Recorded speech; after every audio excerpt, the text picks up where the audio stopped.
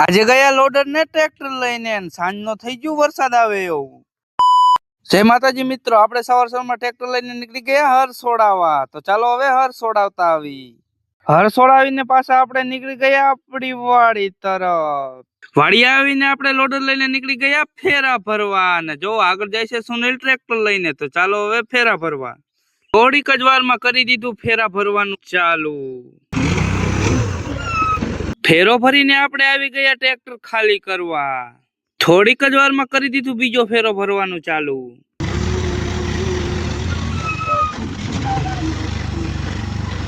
ભરી લીધો બીજો ફેરો અને આ ટ્રેક્ટર ગયો છે સુનિલ ખાલી કરવા।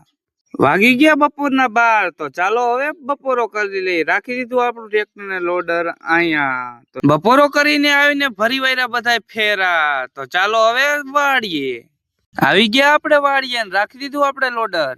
અહીંયા તો બધે વરસાદ આવે એવું થઈ ગયું છે। આ વરસાદ નો આવે તો સારું, અમારા બધા ઘઉં બારે પોરા કરેલા પીડ્યા છે। હવે આ બ્લોગ ને હવે જોઈન કરું। તમને મારો મિની બ્લોગ સારો લાગ્યો તો લાઈક ફોલો કરતા જાજો। ફોલો ન કર્યો તો મિત્રો ફોલો કરી લેજો।